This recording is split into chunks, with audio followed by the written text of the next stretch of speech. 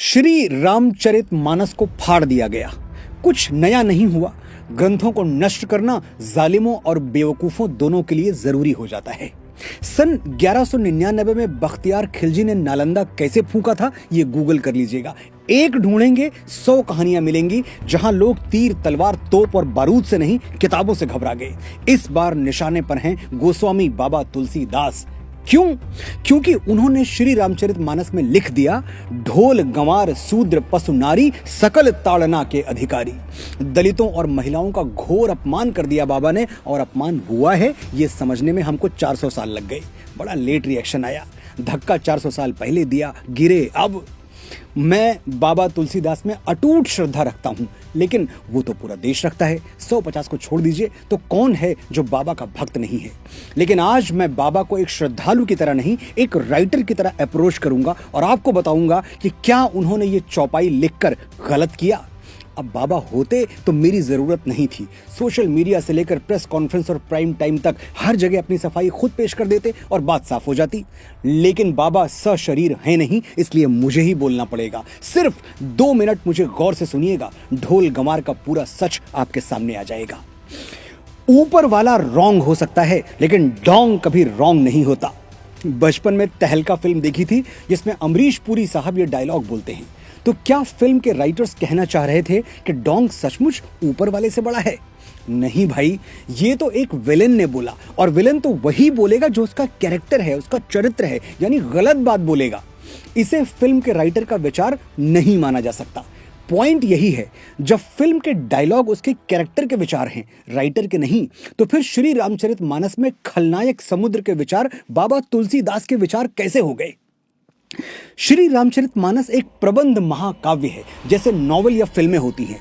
प्रबंध साहित्य वो है जिसकी कहानी में एक स्टार्ट हो, एक मिडिल हो और एक एंड हो, और उसमें जो कैरेक्टर जैसा है उसके डायलॉग्स वैसे ही हों, यानी हीरो सही बात करे और विलन गलत।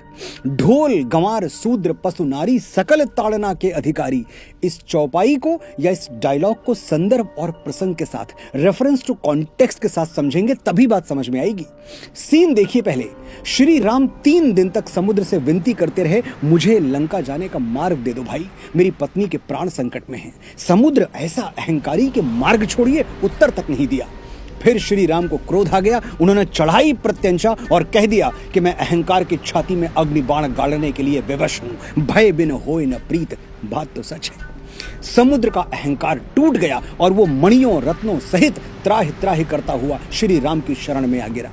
अब समुद्र जो कहता है उसे ध्यान से सुनिए, सारा भेद, सारा सीक्रेट यही छुपा है। सभय सिंधु गहि पद प्रभु केरे, क्षमहु नाथ सब अवगुण मेरे। गगन समीर अनल जल धरनी, इनकई नाथ सहज जड़ करनी। प्रभु भल कीन मोहि सिख दीन्ही, मर जादा पुण्य तुम्हारी कीन्ही। ढोल गंवार शूद्र पशु नारी, सकल ताड़ना के अधिकारी। समझाता हूं क्या कहा समुद्र ने। हे प्रभु, मुझे क्षमा कर दीजिए। आकाश हवा धरती और वायु की तरह जल भी जड़ है, मैं भी जड़ हूं, मुझ में सोचने समझने की शक्ति नहीं है। प्रभु, आपने मुझे अपनी बनाई हुई मर्यादा की शिक्षा दी, आप मर्यादा पुरुषोत्तम हैं, इसलिए अब मेरी बुद्धि जागृत हो गई है। समुद्र इसके आगे प्रतीकों में बात करता है, मेटाफर्स में बोलता है। वो कहता है ढोल यानी एक ऐसा वाद्य यंत्र जिसे बिना सीखे नहीं बजाना चाहिए, वरना संगीत की जगह शोर निकलेगा। गंवार यानी अशिक्षित ग्रामीण।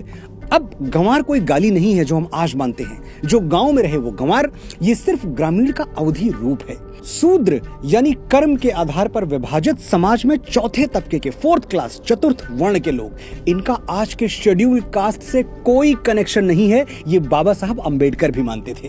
तो शूद्र SC ST या OBC को नहीं कहा गया है, ये ध्यान में रखिएगा। आगे समुद्र कहता है पशु यानी मनुष्य को छोड़कर सभी जीव जंतु, और नारी जिसे मिडिवल पीरियड में शिक्षा से दूर रखा गया था। आपने जो शिक्षा मुझे दी है उस पर इन सब का भी अधिकार है। ढोल गंवार शूद्र पशु नारी, इन सबको ये शिक्षा मिलनी चाहिए जो आपने मुझे दी। समुद्र के ऐसे विनीत वचन सुनकर श्री राम उसे क्षमा कर देते हैं, और फिर समुद्र के ही परामर्श से नल और नील समुद्र पर संसार का सबसे प्राचीन सेतु बना देते हैं, जिनके पत्थर इतिहास के अथाह सागर पर आज भी तैर रहे हैं। अब आप ही बताइएगा, ढोल गंवार शूद्र पशु नारी सकल ताड़ना के अधिकारी, ये श्री राम के थॉट्स हैं या गोस्वामी तुलसीदास के?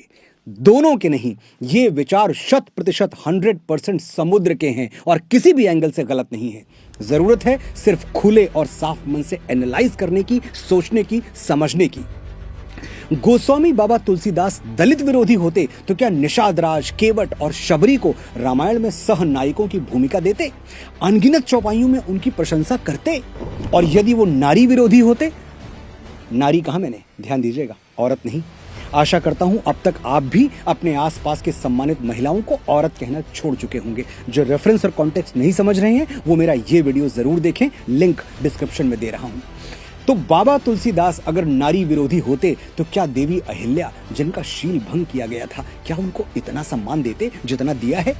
रामचरितमानस या किसी भी ग्रंथ को जलाकर आप बख्तियार खिलजी की टीम में शामिल होना चाहते हैं तो आपकी मर्जी, वरना सच तो यह है कि कुछ पन्ने जलाने से न राम की महिमा जलाई जा सकती है न तुलसी का तेज। मैसेज एकदम क्लियर है, अफवाहों पर न जाएं, अपना दिमाग लगाएं। जय श्री राम, जय बाबा तुलसीदास।